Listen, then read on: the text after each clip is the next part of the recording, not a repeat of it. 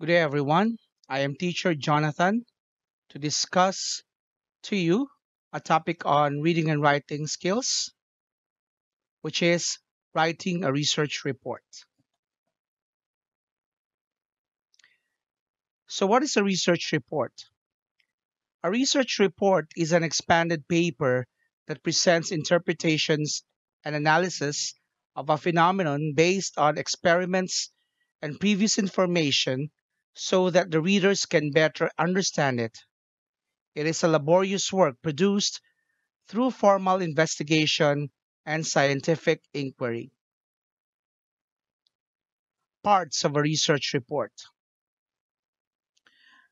The first part is the title page. It contains an informative title that describes the content of the paper, the name of the author or authors, addresses or affiliations, and date of submission.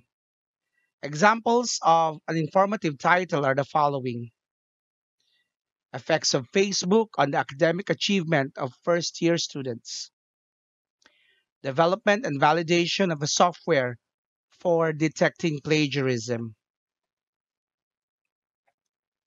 The second part is the abstract. It contains the summary of the research findings and conclusions.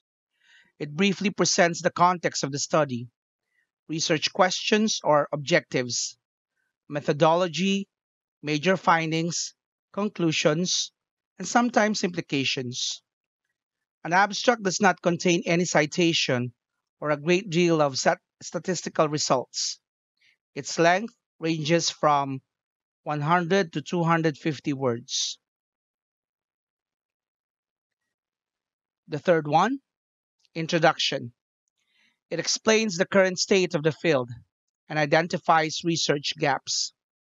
It is also the part where the research focus is presented by addressing the identified gaps in the topic. It puts the research topic in context. It is usually 3 to 5 paragraphs long. Fourth, we have literature review. It contains the summary and synthesis of all available sources directly related to the study. In a research report, the literature review is divided into two sections: related concepts and related studies. Related concepts present some of the fundamental concepts needed by the readers to better understand the study.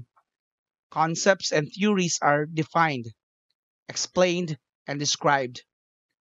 Unlike related concepts, related studies are based on previously conducted studies directly related to the paper.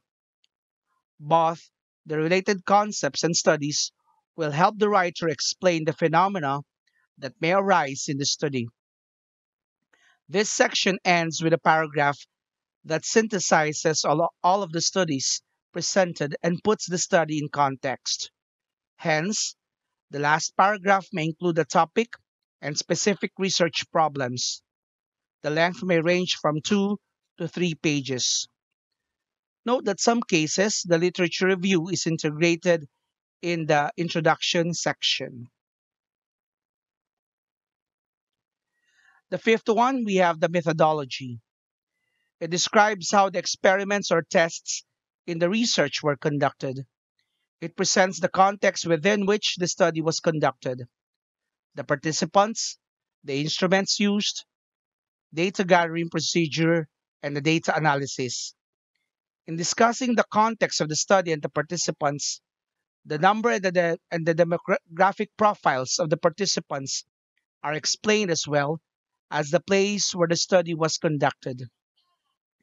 The discussion of the instrument used present the tools in gathering data. These tools may be in the form of a questionnaire, interview, focus group discussion, survey, and tests, among others.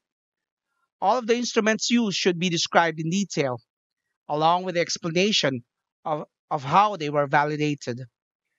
The data gathering sections present the details on how the data were collected, while the data analysis section presents how the data were analyzed either qualitatively, which is a coding scheme, or quantitatively, Statistical tools. The past tense is used in writing the methodology. The sixth one is the results. It factually describes the data gathered and the tables and graphs that summarize the collected data. Along with the tables and graphs are their respective interpretations. The flow of the results section should follow the flow of the research questions, problems, objectives. It is expected that for each research problem or objective, corresponding results are presented. The seventh part, we have the discussion. It provides an explanation of all the results in relation to the previous studies presented in the literature review.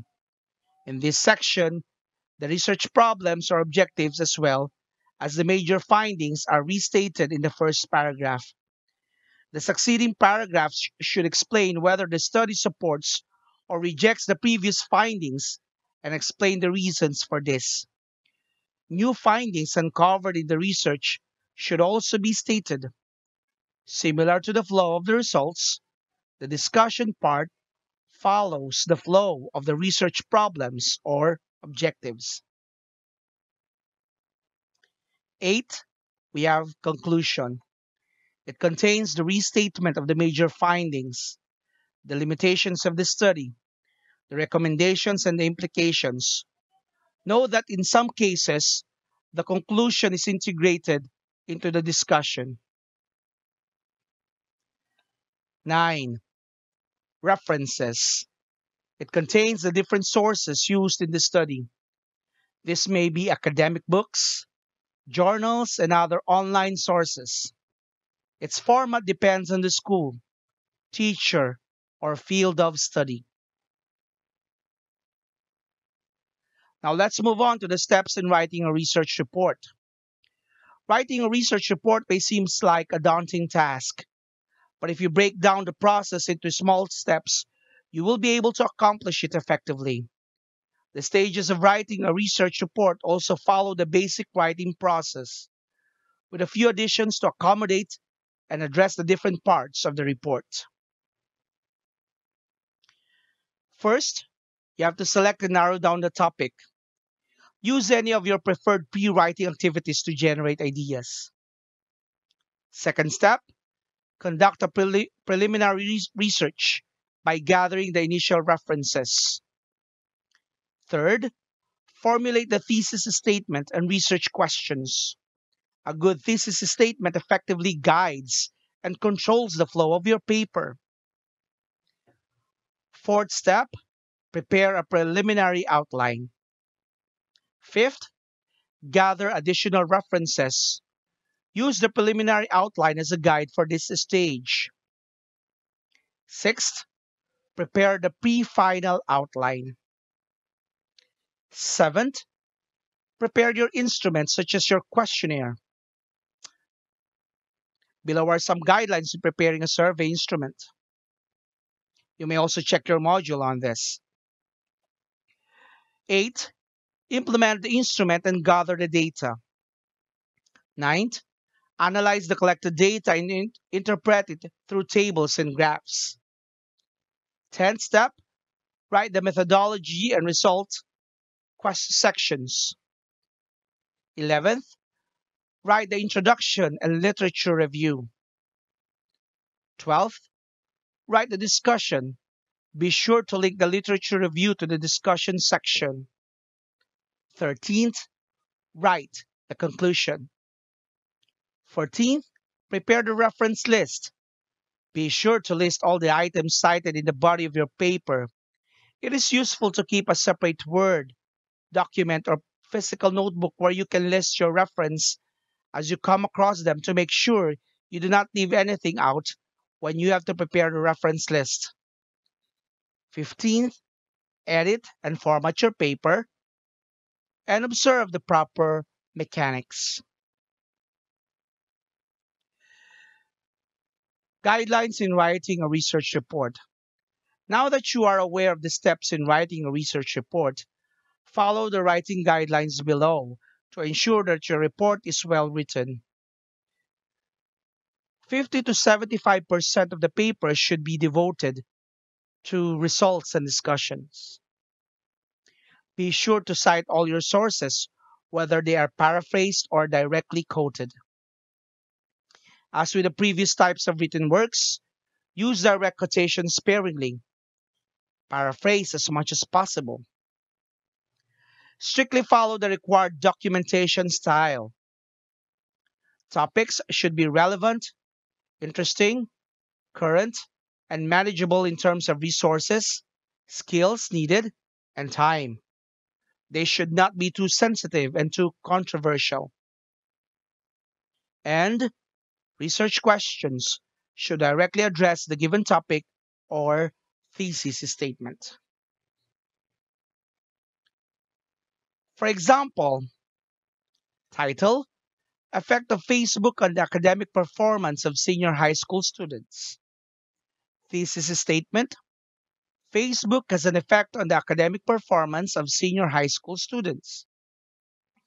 And then you may stress out research questions like this. Thus, exposure to Facebook affects students' performance during examination. Thus, exposure to Facebook affects students' attention span during class activities. Thus, exposure to Facebook affects students' participation in curricular activities.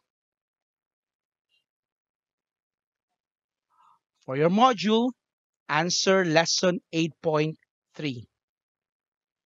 Again, good day, God bless, and stay safe.